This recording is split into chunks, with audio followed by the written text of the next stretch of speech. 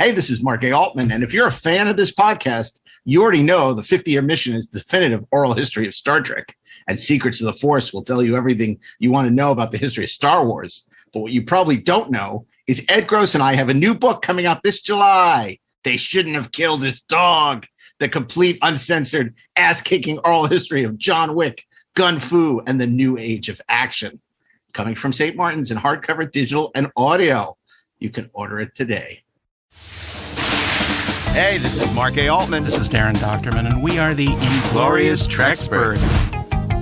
I thought it was a classic femme fatale. Just so much fun. Like that Shakespearean lace in your acting. I said, Gene, what do you want from this character? I want you to just take the character and make it your own. I had a good time on the film. On day one, the movie was already $15 million over budget. We started this movie without an ending. That's like painting yourself into a corner. I don't think we've ever had a Star Trek captain on our show. Being, as you said, number one on the call sheet, it is a producer's position if you're going to take it seriously. I was so glad they didn't cast me as Lorca. You famously wrote that script in 12 days. On one level, I wrote the script, and on another level, the story was written by everybody and his brother. New episodes every Saturday, wherever you listen to podcasts, or download the Electric Now app. Keep on trekking. Ingloriously, of course. Inglorious Trexperts, the only podcast for fans with a life, is available every Friday, wherever you listen to podcasts, and on the free Electric Now app. Download it today. Hello and welcome to Best Movies Never Made, a podcast where we talk about interesting and infamous movies that never made it to or through production. Most of the time, the movies you're trying to make don't get made. Like 4 of them may happen, 1 of them may happen, none of them may happen, and I'll be attached to 3 more things by end of summer. Turn the script into something resembling like Unforgiven with Conan. Yeah. Suddenly the rights expired and the whole thing just like went away overnight. New episodes will be available every other Monday. We won't see you at the movies.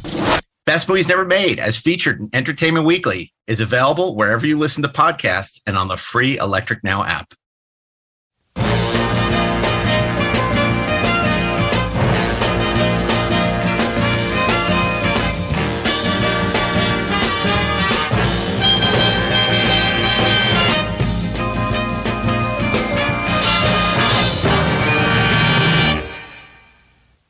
Hey, this is Mark A. Altman, and this is the 4:30 movie. And this week, welcome to Gone Too Soon week. Now, I know what you're thinking. Is it like a bad dinner guest that you're happy to be rid of? No, God, they're gone too soon, not too late. So what is this about? This is actually an idea Steve Melching had, which is about films featuring writers, producers, stars that were gone too soon, that passed away unexpectedly, that left the business, that got hit by a truck, whatever. So we're going to basically be talking about films and filmmakers gone too soon. So how that shakes out, is somebody like Peter Finch and Network, gone too soon? I don't know. I mean, he was pretty old when he died, even though he won an Oscar posthumously, but I don't know. It's going to be up to everybody. We don't know what it means. We just know it sounds like a good idea for an episode. We're also in our 5th season. All the good categories are gone. So now we have to dig a little deeper. Are you kidding? We did Great Scott Week. I know. That's true. So this is gone too soon. And I think it's going to be really interesting. And, hopefully you won't be hoping this episode has gone too soon. So without any ado, let me introduce you to your favorite 4:30 movie host. Of course, on Monday, it's none other than the great Steve Melching. Well, hello there. And on Tuesday, ladies and gentlemen, children of all ages, it's DAREN Doctorman. Children. I love children. No, that's not. No. And on Wednesday, the man who you may want gone soon, but he's sticking out anyway. Wednesday, Ashley Edward Miller. Mark, they say there's a heaven for those who will wait. Some say it's better, but I say it ain't. I would rather laugh with the sinners than cry with the saints. The sinners are much more fun. Only the good die young. It's not Billy Joel week. Come on. But it could be. It could be. Billy the Kid week, only on 4:30 movie. My goodness. It's a combination of Bill Shatner movies. Okay. Star Trek 2, The Wrath of Khan. Okay. Well, like I said, that could be 6th season. We're running out of Bill shows. Shatner week. Oh my God, what is that week? I mean, you know what? After doing spoiler week, I'm convinced we can do anything. I'm convinced you throw any week at us, we can do it. And we've proved it with Surprise Week. All these things are possible. You know, I was, because I made my little faux pas during Great Scott Week. I repeated the Austin Powers International Man of Mystery. You did. Because I hadn't been listening, and so I didn't even think about the Sunday afternoon special. So I went back and I have dutifully listened to everything with Kate. All the 4:30 movies. Well, all the 4:30 movies. And since the beginning of time. Well, since the beginning of the season. Oh, okay. And here's the conclusion that I've come to. Guys, it doesn't matter what the week is. Because I don't know if you realize this or not, but I don't think people listen to this show to hear us talk about the movies. I think we have accidentally turned into a morning FM radio show is what's happened. We are drive time, baby. You mean the 4:30 morning zoo? See, and I think morning zoo. That's what we are. I think the quote sticks. You have too much time on your hands because I just can't believe you went and binged the entire season. Well, I just driving Caden back and forth from school, and you know, what do you think? What do you think? Oh my God, he loves it. I think he's like, Hepburn Week, Dad. It's like, it's much more interesting than I thought it was going to be. Wow. Well, you know, speaking of sons, Isaac is thinking of launching his own podcast, and we're trying to come up with the right hook. So maybe him and Caden could team up. An all-star teenage podcast, 4:30 movie junior, or as we called it, the 2:30 movie. The next generation. Right. The 4:30 movie, the next generation. Well, I don't know if it's that easy to license our brand. No, I think they would really. I think if they don't have, I know what he gets paid as an allowance. I don't think he can afford to license the show. Reuse fees from us would be highly exorbitant. But it would be like the Teen Titans of podcasts. Young Avengers. Young Avengers, exactly. That's right. I could be the Muppet Babies, if you will. Look, at Robert some point, Downey Jr. At some point, we got to turn the show over to somebody. And there are not many people who qualify. No. A lot of people think we don't even most of the time. Oh, everybody thinks. You ever see on? I love on Facebook when people put your thoughts. Like, who cares? Who cares what people's thoughts are?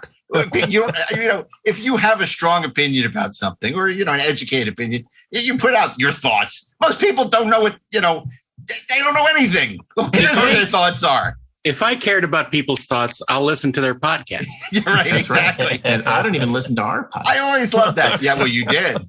Now I have, and it's great. It's so entertaining. You know whose thoughts I care about? Darren Dochterman, Ashley Miller, and Steve Melching, and my wife. That's about it. That's right. I don't care about anybody else's thoughts. No, not in that order. And other than that, I don't really need to know what other people's thoughts are. I mean, I appreciate your interest in our thoughts. My thoughts. So, yeah, Spock's thoughts. But Leonard, deep thoughts. Pain, suffering. That's the entire podcast. Get that man an aspirin. It's the Mind Meld Minute with Mr. Spock. The Mind Meld Minute. You know what? It's funny because I was thinking this is like the 5th season of the show, right? It needed a little bit of reinvention. I had all these dreams that we have guest commentators, like sort of like on the match game later on in years, with Richard Dawson wasn't there. They'd have like Charles Nelson Riley couldn't make it. We're lucky to get the 4 of us together. I know. And I was thinking we'd have like guests rotate in for when we couldn't do it. And I thought we could have like a DVD minute at the end where we talk about movies and Blu-rays that came out that week that are worth picking up, and how we'd expand the show and we keep it fresh. No, we need to contract the show. So exciting to me.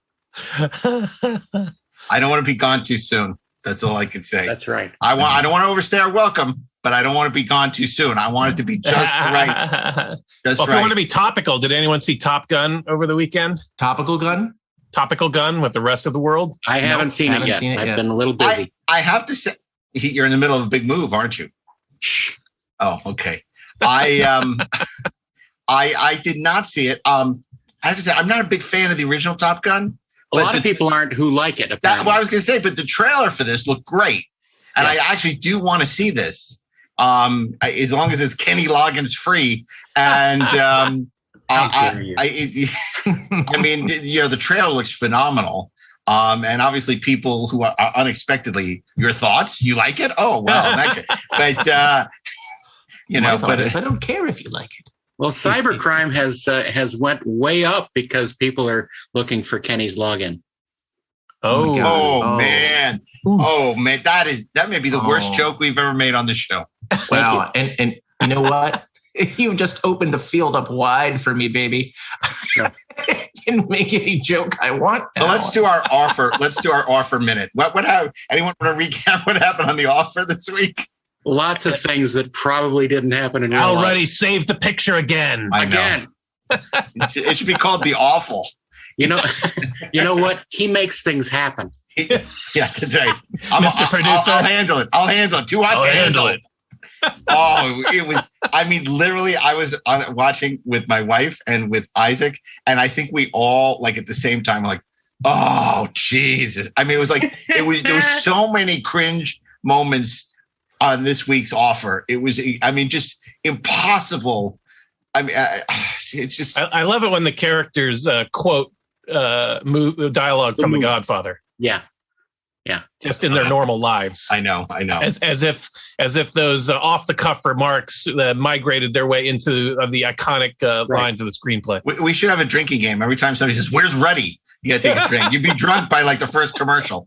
I mean, it's so. To be fair, I did watch an actual interview with Al Ruddy from maybe 20 years ago. Yeah. And he was nowhere near as egotistical and incorrect as he appears to be in the offer.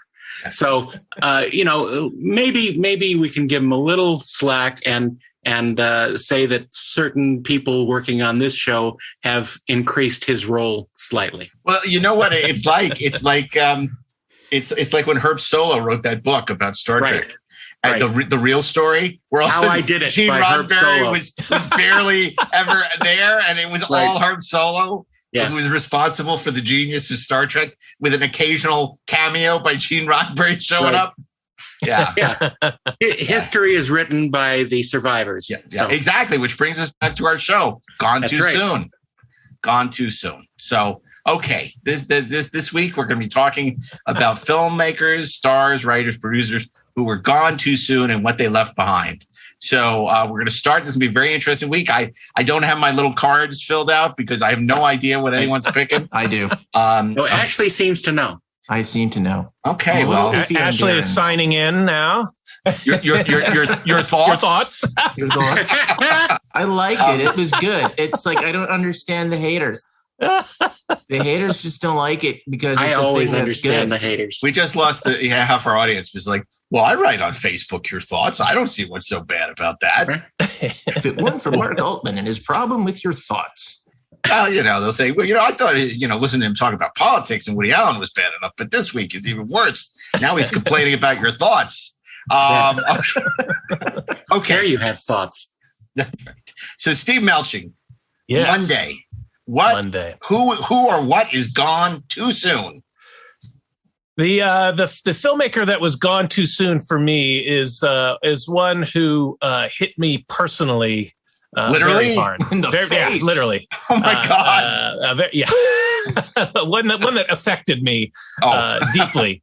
This is someone who is a performer, a director, a producer, a writer, an artist, an inventor, someone who did a lot of good in the world and made some good movies, movies that were, I think, important movies in the 80s, and someone who changed television, but also worked in film. And I'm talking about someone who passed away, unfortunately, at the age of 53. Who still had a lot of good work ahead of him. He could even still be alive today if he had only gone to the hospital a few hours sooner. We should have been able to guess this one. Talking about Jim Henson, who died in 1990 at the age of 53. He was nominated for an Oscar for a short film that he made in 1966 called Timepiece. And, of course, made perhaps his biggest mark in television with the Muppets that he created with Sam and Friends, Sesame Street, The Muppet Show, Fraggle Rock. Created, part of the dinosaurs, the Jim Henson Creature Shop, and of course, was involved in several movies. The Muppet movie, of course, he starred in and produced, and then the sequels where he was also either a director or an actor or a producer. And of course, he directed Labyrinth with David Bowie and Jennifer Connelly, and produced The Witches. But so my pick for Monday is a film that he performed in, produced, co-directed, and wrote the story for, and that's 1982's The Dark Crystal.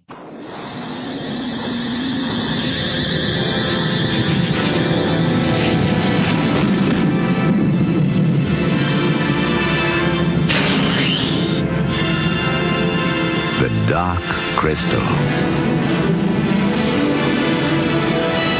It begins as a quest. You must find the shard. The crystal shard. The crystal shard? To save our world, Gilfling. A wonder-filled fantasy adventure.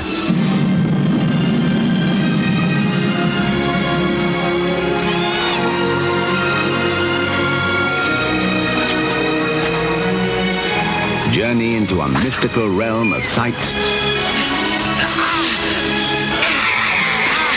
and sounds.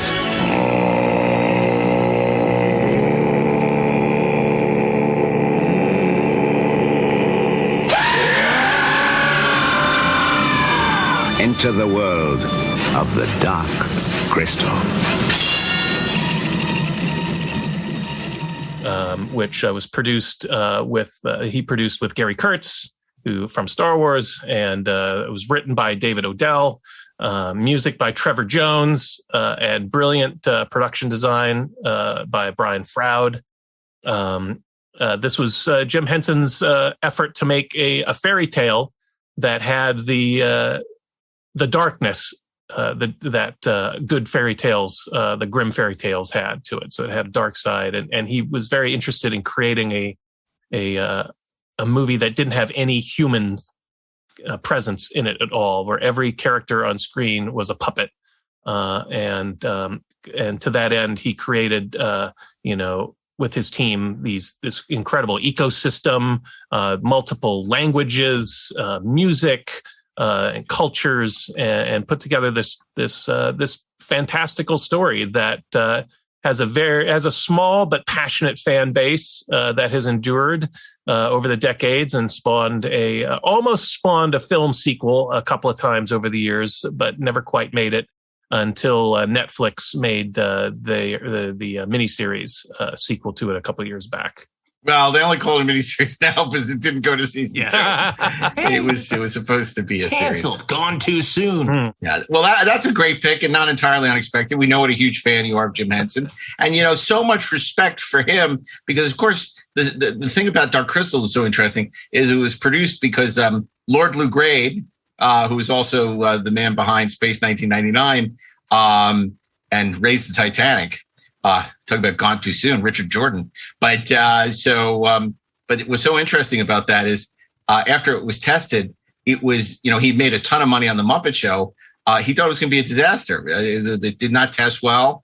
And Jim Henson used his own money to buy it back, and sold it to Universal where it was released. And it's extraordinary because he put his money where his mouth is. He really believed in the film, and they ended up rewriting so much of it because didn't they then change all the dialogue from Skeksis and whatever languages they were to English? Well, it's funny you say that because I actually went to see it on the big screen again. I took Caden with me and he liked it. And I've always really liked that movie, but I kind of walked out of it thinking of it as, and look, it's puppet animation, so who the hell can tell? But it's sort of the ADR crystal. There is just a ton of off-screen dialogue, some of which I attributed just to, well, look, man, it's hard to just get all that on screen when you're talking about the process that they're using. But it also did feel like there was a lot of fill-in versus things that were kind of organically happening in the moment. I think some of that, I think Mark was referring to, they filmed a lot of these scenes in the made-up language and realized that audiences are just going to be baffled by this and trying to figure out the story from context, and ended up redubbing it in English language. And I think what Ashley's talking about maybe is a lot of this ADR dialogue is maybe trying to help the audience along and explain what's happening. It's like what Darren did, not Darren, but what they did with Star Trek The Motion Picture with DAREN R, how originally it was filmed in English, and then they changed it to Vulcan and subtitled it. But, if you notice, it doesn't quite match. It comes close because they moved the headstones, but they didn't move the body. Yeah, because it was never, it was actually filmed in English. In this case, it was the opposite. They filmed it in the, Tolkien-esque language and then changed it to English, so not only did they have to rewrite it, but they had to rewrite it. It's almost like dubbing a Hong Kong movie or something, because they then had to make the English fit the mouths of the puppets. But the great thing about that is, as George Lucas found in the Star Wars movies, that whenever he had a problem with the plot or connecting scenes together, he would always give connecting dialogue to C-3PO or Darth Vader, and because they don't have to lip sync. Mm-hmm. And I think that this whole movie is, C-3PO and Darth Vader talking to each other. Mm-hmm. But look, it's good and it's cool. I mean, there are actually places though where for wide shots where I think they're shooting children who are kind of dressed up in costume. Filming children. They're filming. They're filming children. But it's like, it's really effective. It looks really good. It's really pretty. It's unexpectedly kind of visceral. And a little unsettling at times. It's like, you don't usually sort of expect that sort of behavior out of a modern household puppet. And the puppets are luminous. They are luminous. Oh my God, how funny was that? I don't know if you saw on Twitter this week, someone, one of our listeners, and forgive me for not remembering who it was, they said, damn you, 4:30 movie, I'm going around referring to people now as luminous. It's just, which is sometimes inappropriate unless they are Jedi ghosts. Yes. But, it's funny, with the Dark Crystal, it's a movie I respect more than I like. I'm not a huge fan of it. I'm in the same boat. But I do have a tremendous amount of respect for what Jim Henson and Gary Kurtz did with that film and creating a Tolkien-esque universe, from whole cloth. And it's very risky, and it kind of represents the kind of storytelling. If you look particularly at, the early 80s, 1982, coming on the heels of Star Wars, people were trying all kinds of crazy things thinking, well, this will be the next Star Wars, right? But they were willing to take these risks. And so I have so much respect for that, it definitely has a very passionate fan following that film. It's probably more successful as an effort at world building than storytelling, because the world building is just tremendous, and it's really great. And Jim, when Jim died, I still remember vividly hearing the news on the radio when I woke up in the morning, and I was just absolutely stunned. And I had just missed an opportunity to meet him like 2 weeks prior when he was in LA. For an appearance on the Arsenio Hall show, but I was in the middle of graduating from college and finishing my exams and final papers and projects. I just could not get away to go with my friend to the studio to meet him, and I was always, very disappointed that I missed that opportunity, because he was always a hero of mine growing up, and thankfully his legacy lives on pretty strongly. I mean, the Jim Henson Company, run by his children, is still very much alive and kicking, and the characters that he helped create endure to this day. And So he's still with us in a way, but I'm sad that we didn't get his creative voice, over the last 30 plus years, 32 years. Agreed. I would tell you the only time I met my hero, Gene Roddenberry, I was sitting in the outer office waiting to interview Bob Lewin, who was a producer on the first season of Next Generation.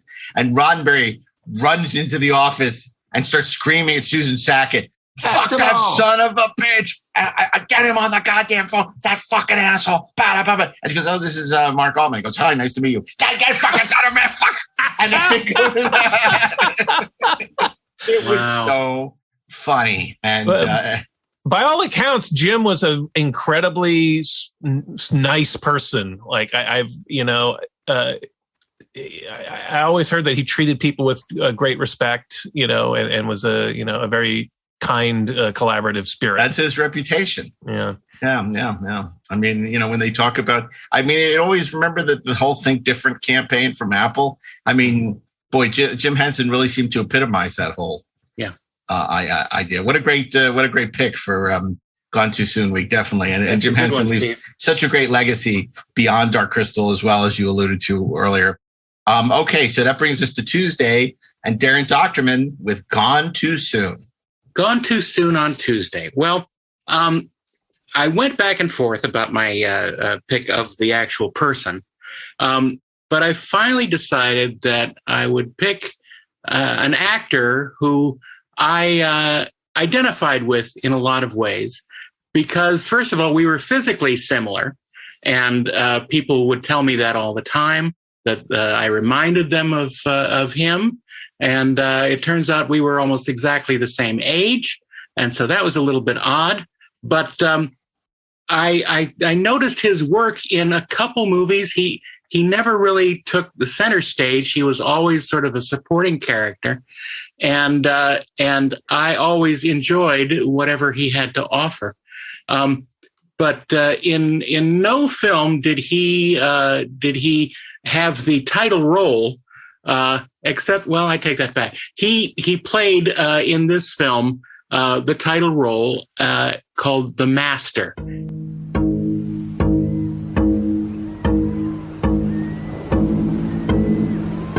Are you mixed up? No, sir. Are you more jumpy than you were before? No, sir.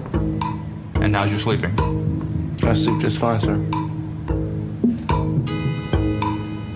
When you sleep, do you have nightmares? Not as much as before. You've had violent episodes. Yes, sir, we all did. You pulled a knife to the throat of an officer. Well, we box that out. How would you yourself rank your overall health? Strong. And what about this last episode on the way home? What episode, sir? The episode you had on the way home here. I don't remember an episode.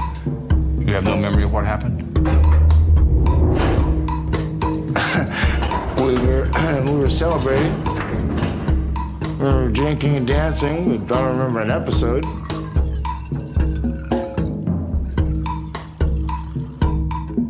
Was there a fight? What happened?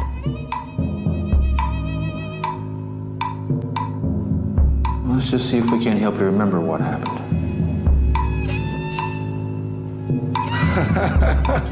Okay.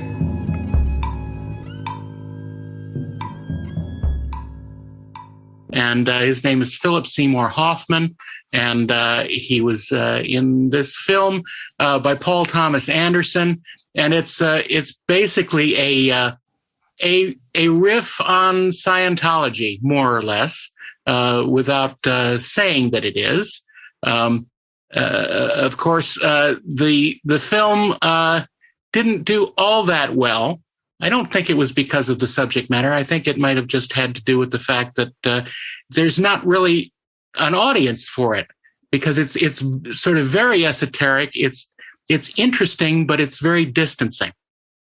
And I really like P.T. Anderson's other offerings. Among them, I'm going to do a Mark Altman. Among them, Boogie Nights, which Hoffman is also in a supporting role, and he's great in that as well.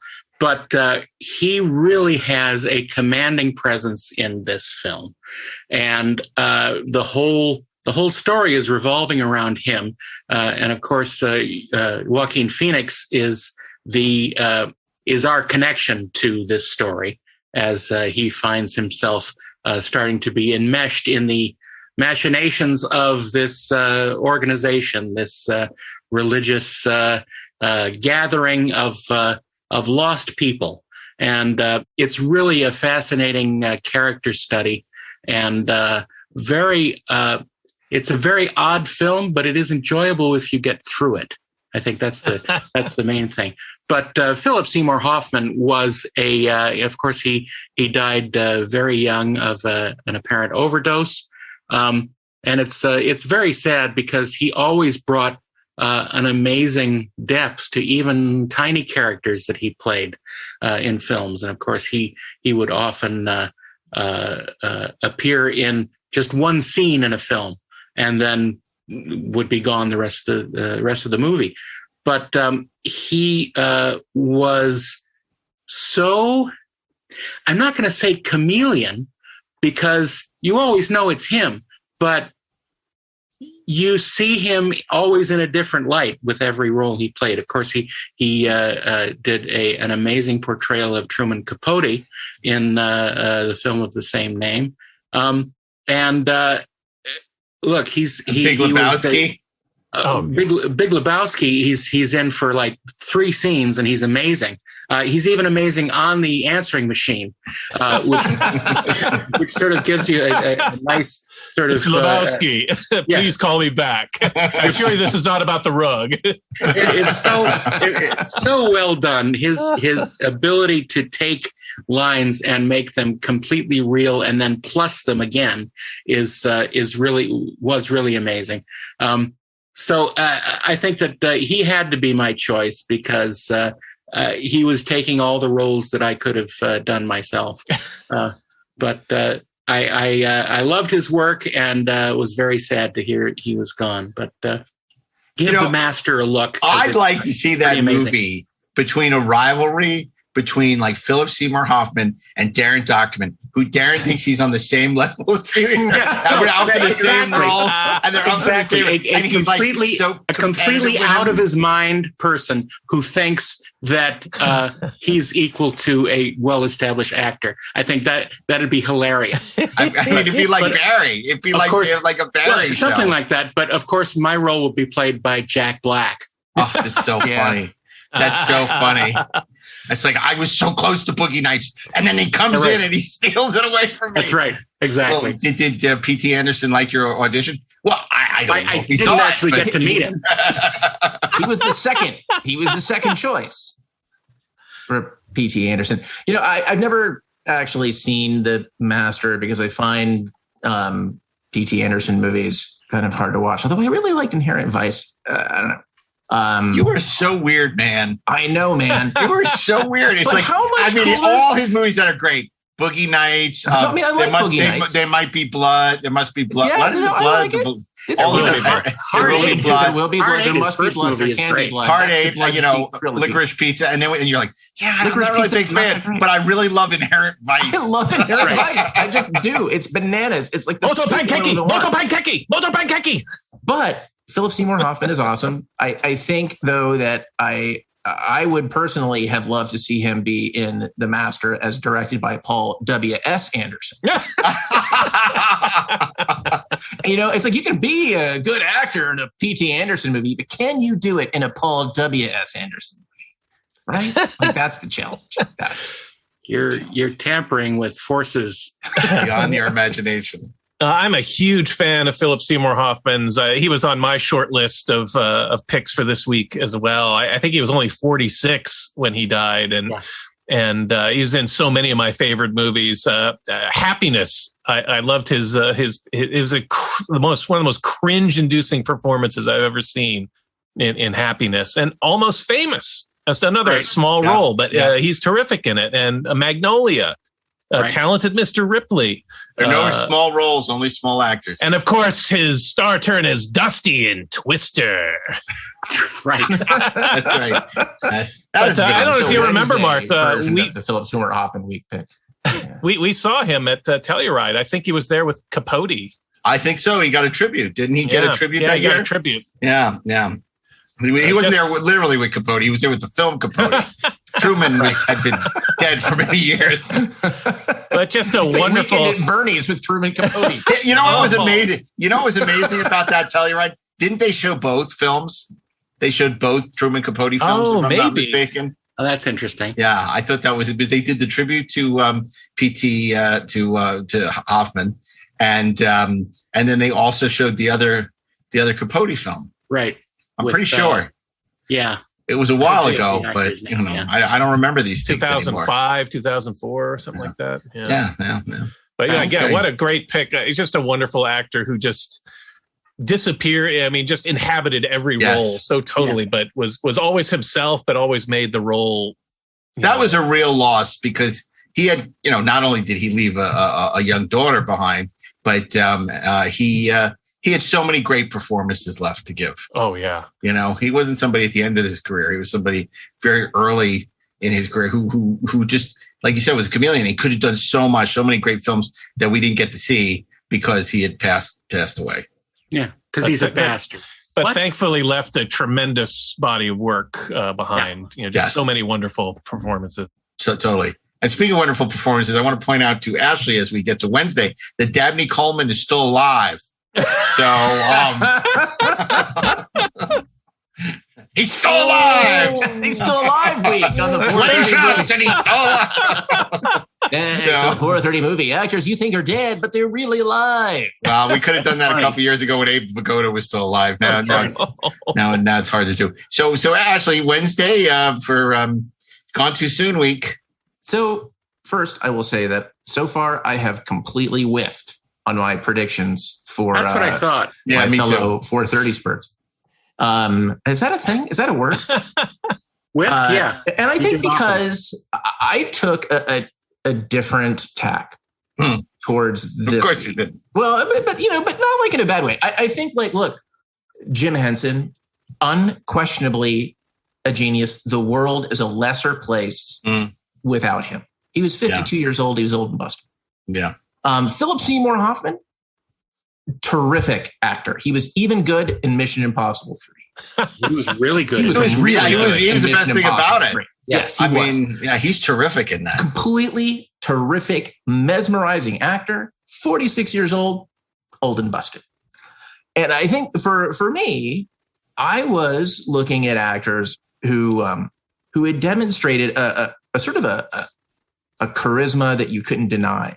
Had a presence that was just beyond their years, and then they went away, and they were taken from us, and through various reasons. Sometimes because they destroyed themselves, sometimes because of horrible accidents, sometimes it's just bad luck.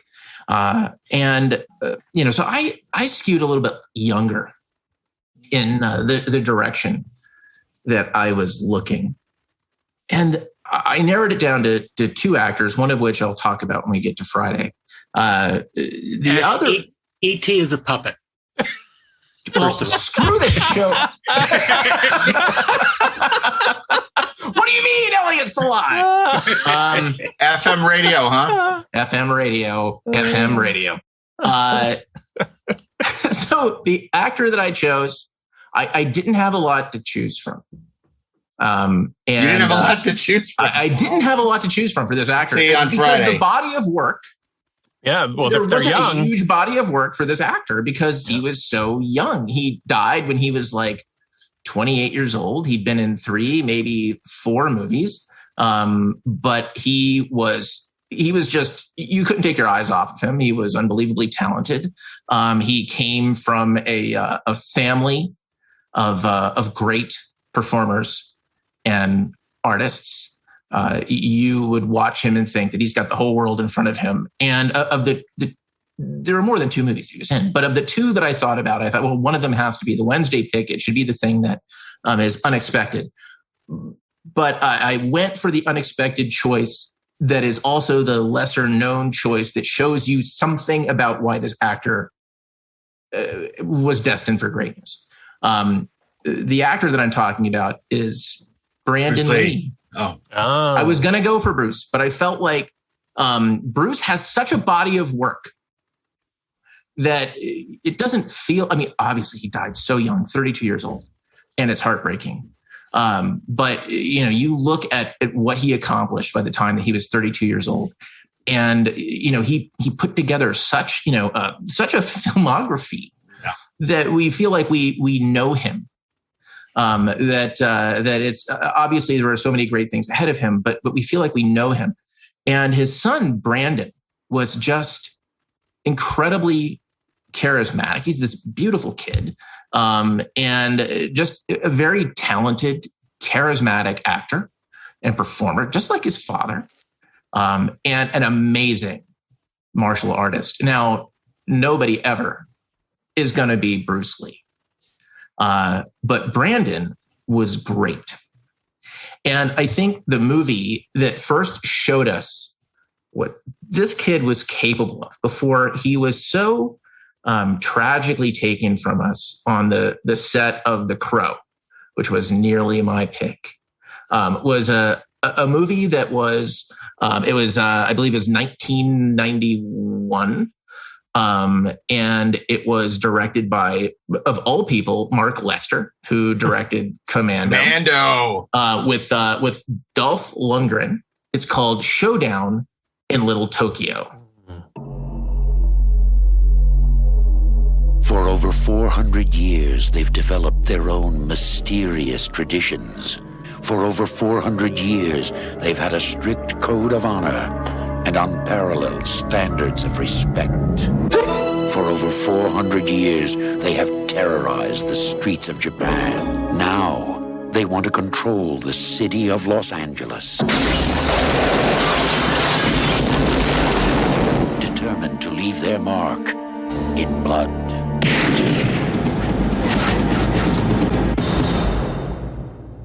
Dolph Lundgren and Brandon Lee are ready for a showdown in Little Tokyo. They're two LA cops who are hungry for a little takeout. Dolph Lundgren,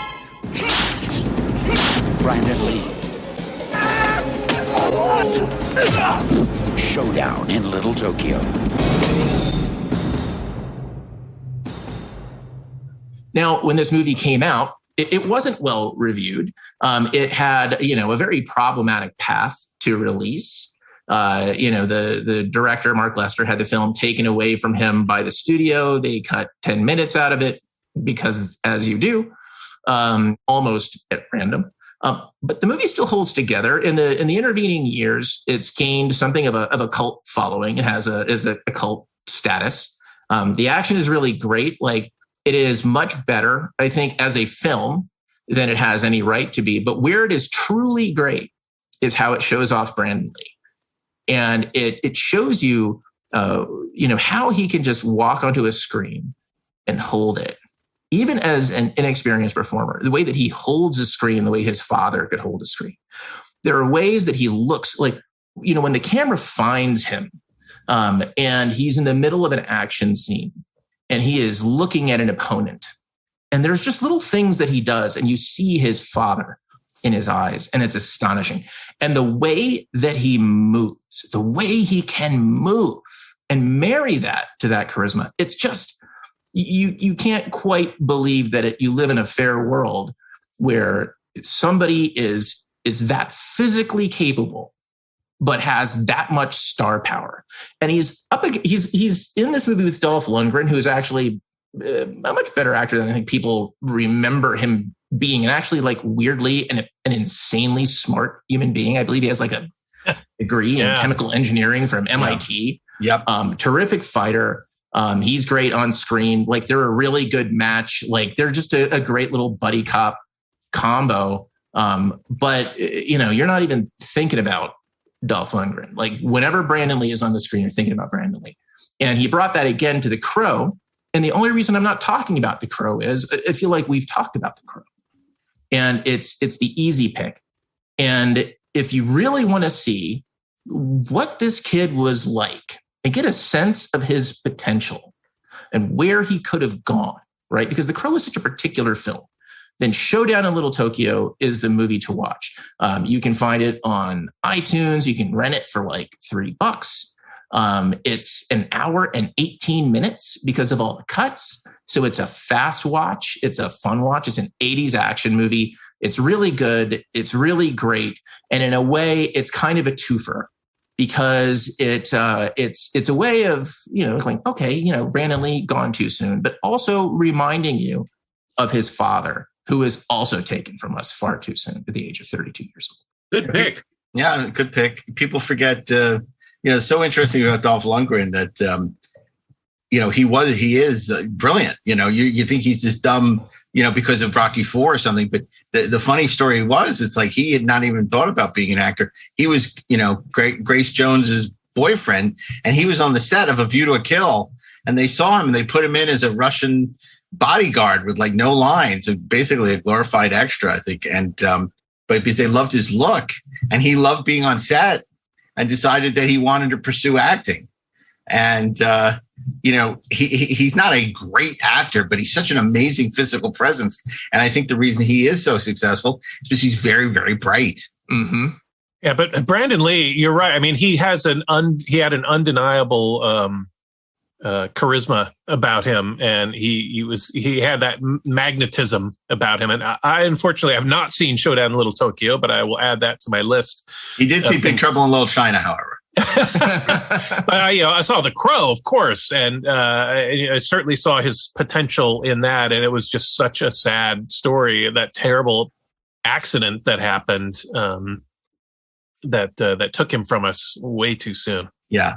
It's it's an interesting pick. It's very much what I would expect from you, and I don't say that in a bad way. I mean, but it's a good pick. It does, as we get to Thursday, it does affect the direction I'm going to go in. I have to say, the picks that have happened so far, mostly, people from the 80s and 90s. And I originally, because today, the day the episode drops is June 3rd, a day before June 4th, when Poltergeist came out, had been thinking about picking the charming, delightful Heather O'Rourke in Poltergeist, who died way too soon as a young child after making Poltergeist 3.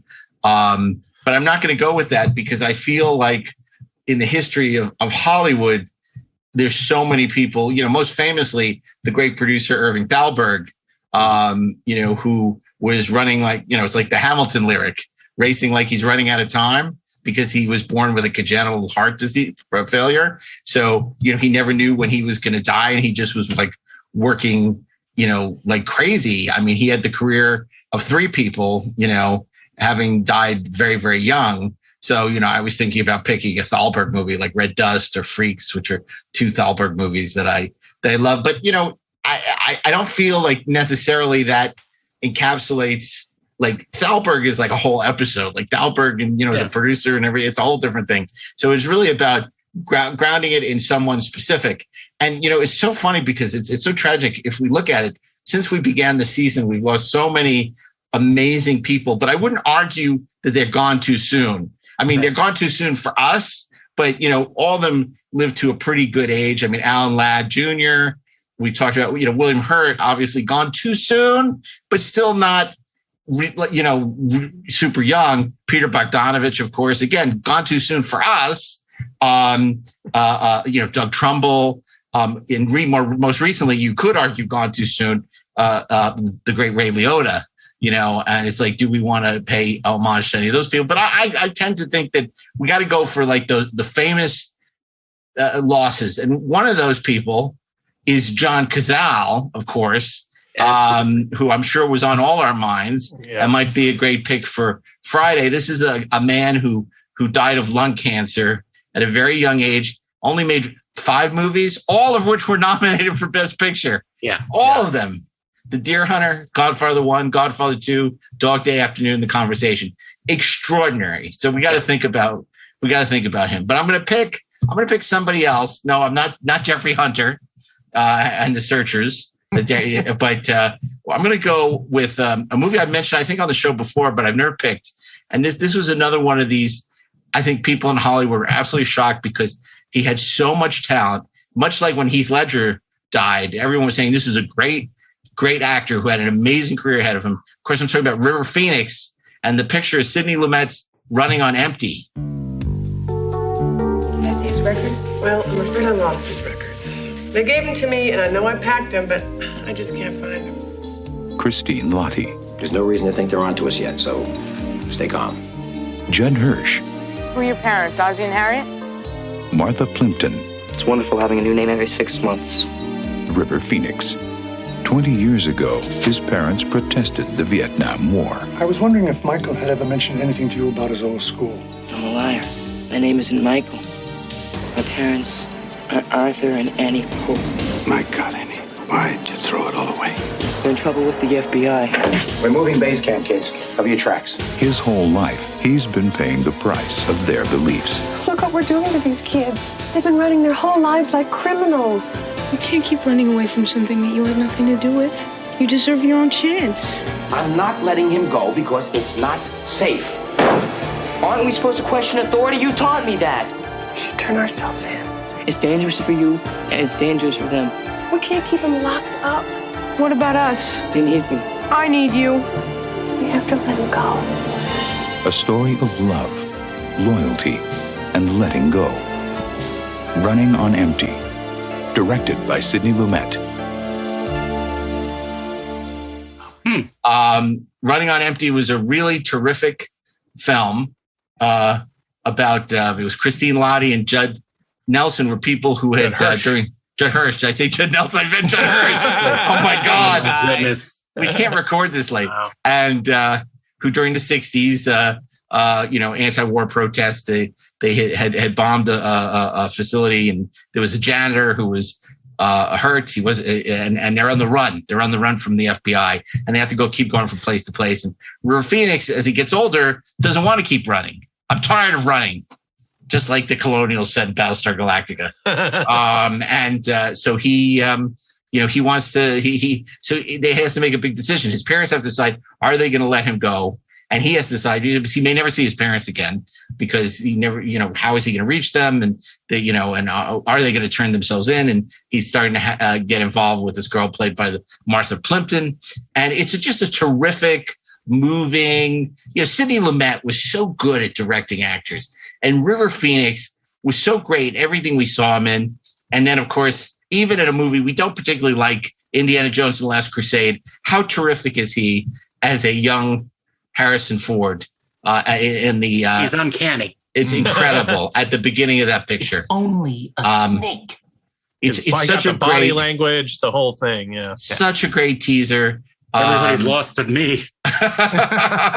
And so my pick for Thursday is going to be River Phoenix in Running on Empty. That is so funny because I just watched that movie for the first time 2 weeks ago. Oh, really? Did you like it? I loved it. I loved it. He was almost my pick, as on my short list as well. And I'm a big fan of River Phoenix's work in The Mosquito Coast. He's terrific in that, and Stand By Me, another brilliant performance. But Running on Empty is a really terrific movie. 1986, I believe, it came out, and just a terrific.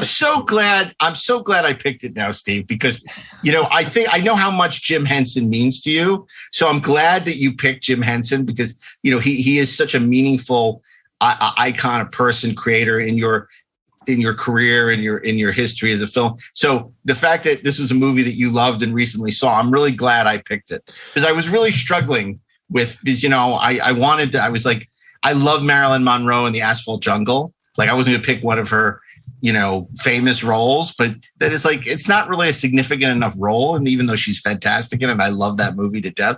And, Martha Vickers in The Big Sleep, I love, also not a huge role. So I just like, but Sidney Lumet he's like Frankenheimer, doesn't get enough love. I mean, he's just one of the greats. Like Frankenheimer is one of the great. We don't talk about them enough. And it's like you look at Lumet and he's like The Verdict and all his great New York films, all through his career. He's so brilliant.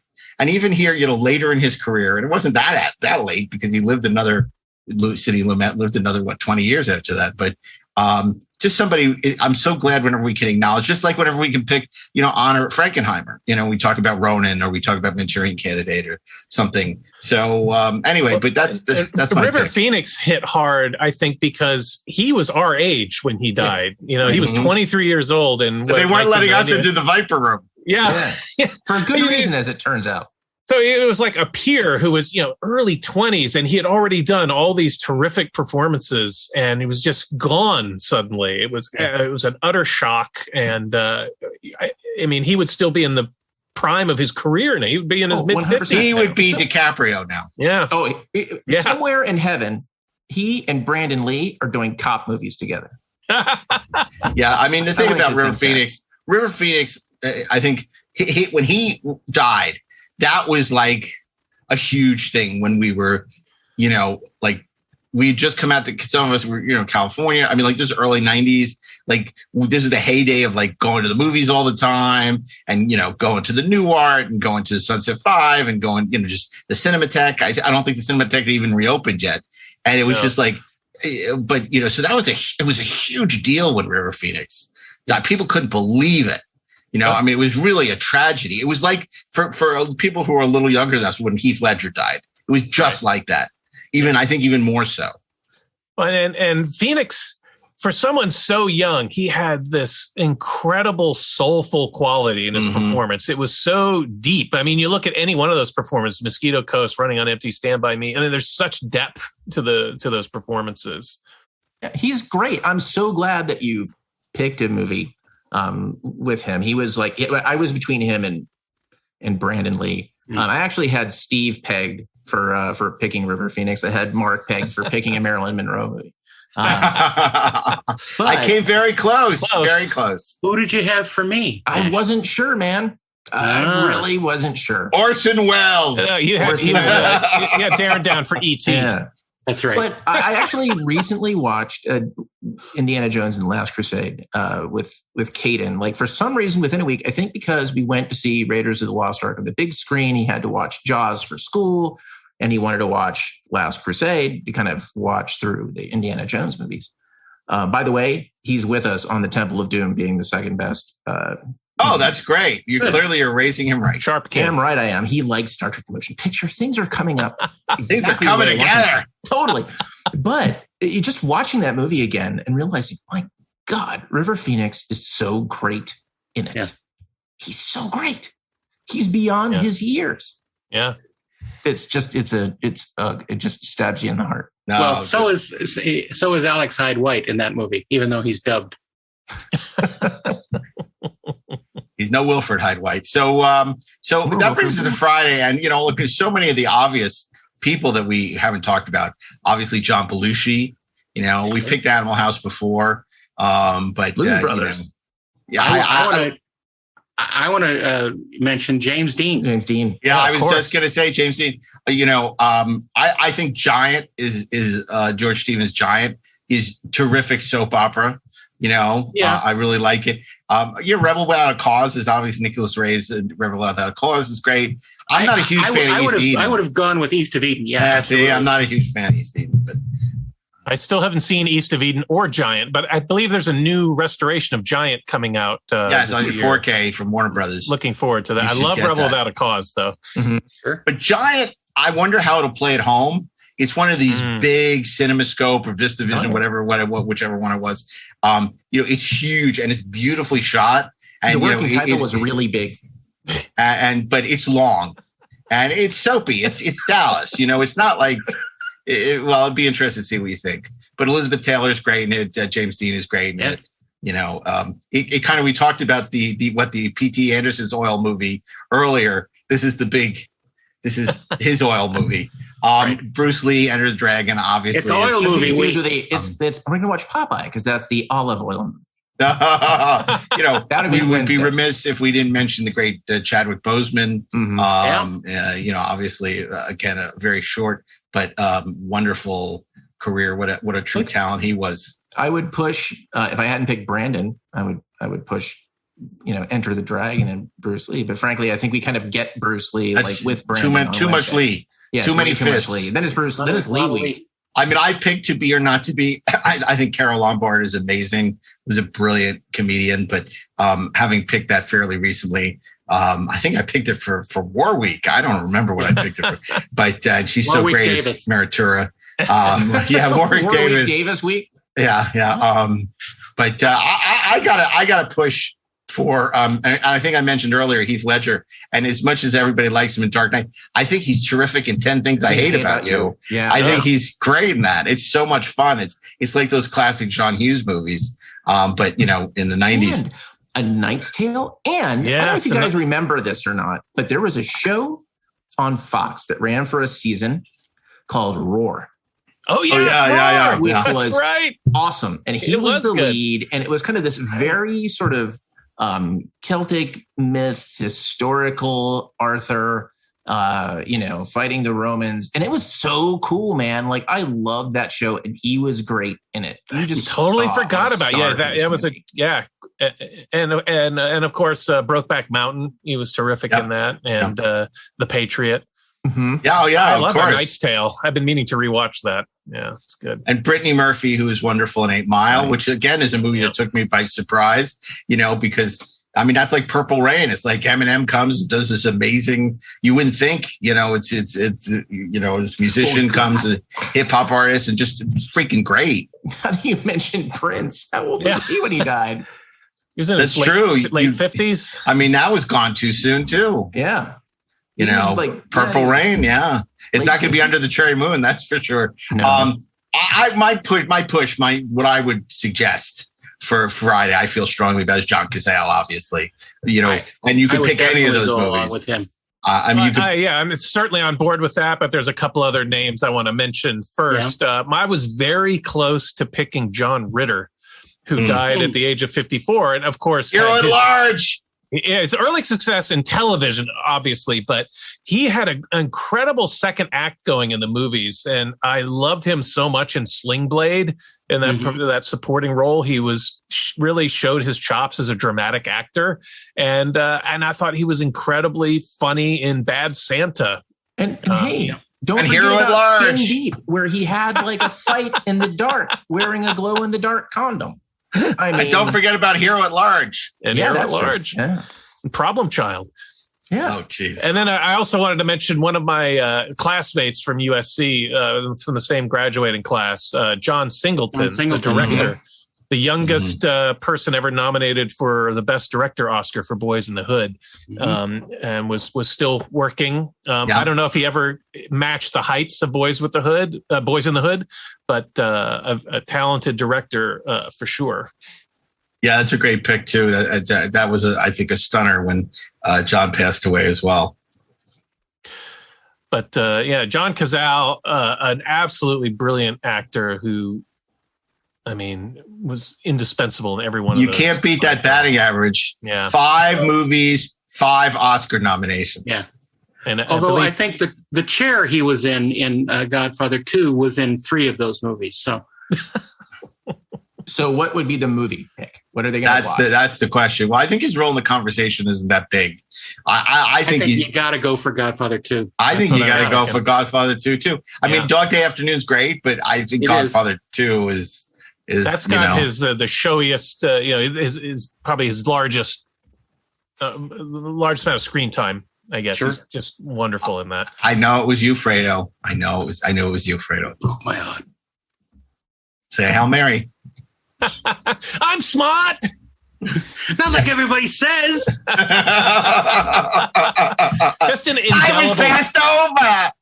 That's an indelible performance as Fredo. Not what I wanted. Not to be confused with Frodo. Right. Oh my God, how funny would that be? This ring into Mordor. I know it was you, Frodo. I want to see that. Oh my God. Oh my God. They get to Mordor and the Dawn is sitting there. Gave him the finger and he bit it off.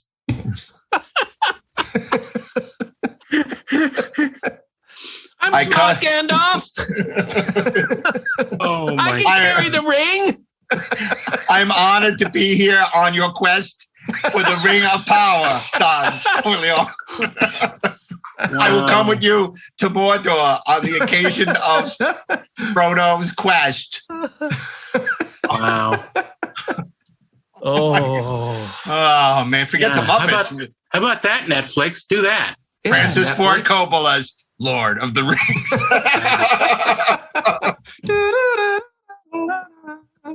You shall not pass.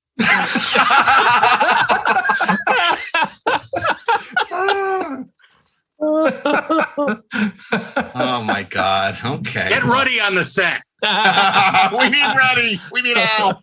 Well, tomorrow's a big day for all of us. We're three of the four of us. We're seeing Star Wars at the Academy. Yes. Bastards. Yeah, I'd like to go to the Academy. Why shouldn't I? And Carrie Fisher gone too soon. Yeah. Mm-hmm. Gary Kurtz gone too soon. So anyway, so we're gonna go with Godfather 2 for Friday? Yeah, let's absolutely. go with that. Fantastic. That's a good Okay.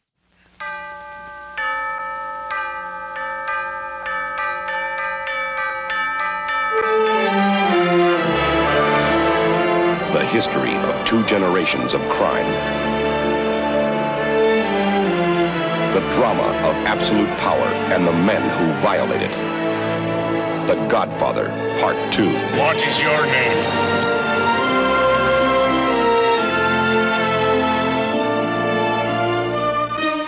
Don Vito Corleone and his son Michael. Both had seen the ones they loved most cut down before their eyes. Both had killed as an act of vengeance.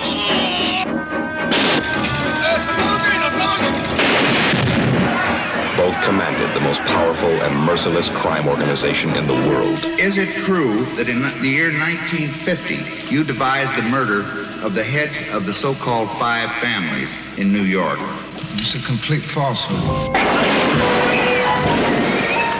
They would take any measures. I mean, you won. You want to wipe everybody out? I don't feel I have to wipe everybody out, Tom. Just my enemies. Make any arrangement. Michael, we're bigger than U.S. Steel. Order any death. To protect the empire they controlled. The Godfather and his heir. Both were men of ice, and both were targets. Great.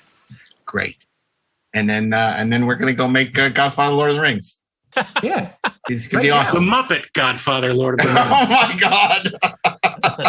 God. Okay, so if you're doing Godfather 2 with the Muppets, oh God, yeah. So who's Michael? Kermit. Yeah, I think so. And then Kay is Miss Piggy. Absolutely. Sure. Okay. So who is? Yeah, I guess Kay would have to be Miss Piggy. Why? Who are you thinking? Janice? What? No. I was thinking, would Miss Piggy be better as the daughter? Oh, it's Talia Shire. Talia Shire. And maybe in Godfather 3. These are tough questions.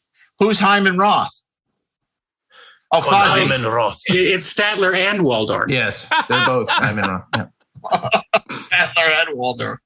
Oh my God, that's great.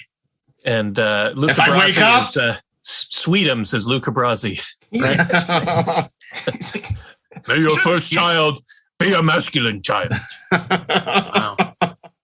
Oh man, the Muppet Godfather. Wow, that would be so awesome. Yeah, that would be really great. And then the only live action, the real people would be like Roger Corman, right. as the congressman. Be great. Oh my gosh. So who that is Don Vito? Well, are we talking about Godfather 2 or I was talking 1? now, but now I'm going back to the Godfather. Is it Brando? Is the one live real person? Because I think it could be Sam the Eagle. Maybe Sam the Eagle, but also Orson Welles. Or Animal. Oh, yeah. And then, okay, so then in Godfather 2, who's Antonio Andolini? To De Niro. Andolini. That's probably Gonzo. Gonzo? Yeah. I don't know. That's a puzzler. All I know is that Animal is Sonny Corleone. Yeah. That's so great. Could you see him at the toll booth? I can see it now. Exactly. Yeah! Bada bing, bada boom.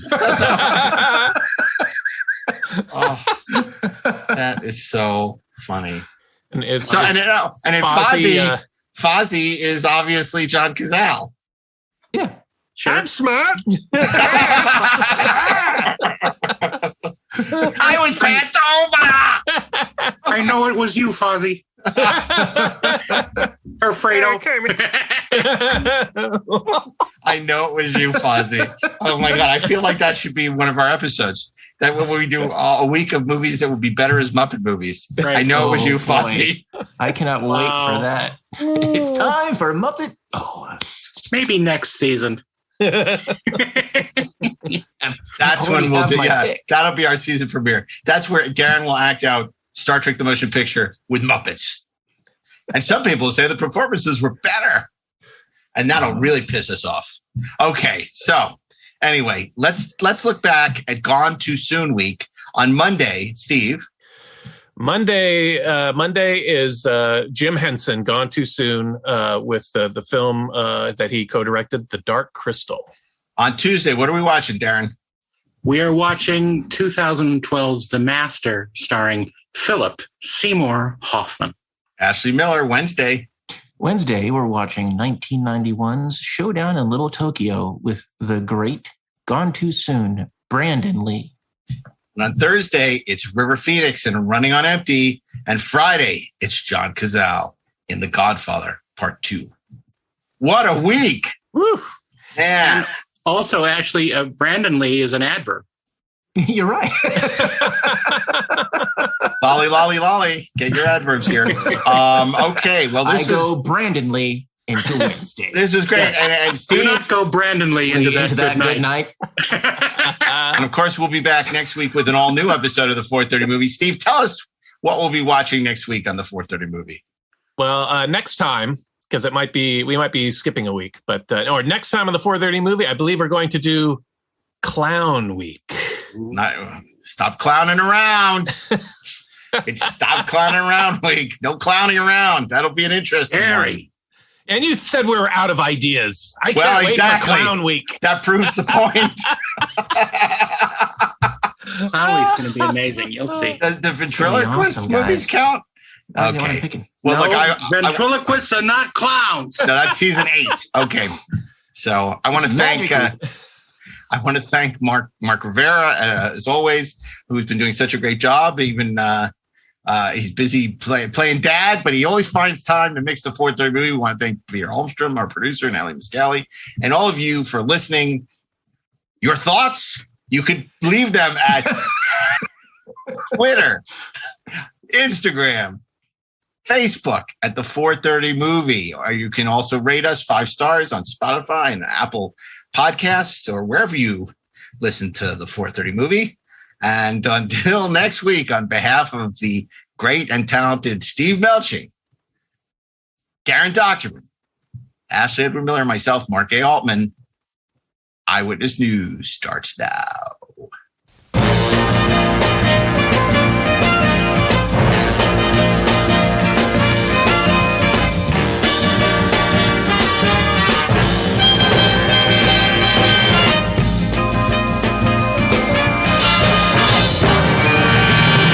This show is produced by Dean Devlin and Mark A. Altman and is an Electric Surge Network production.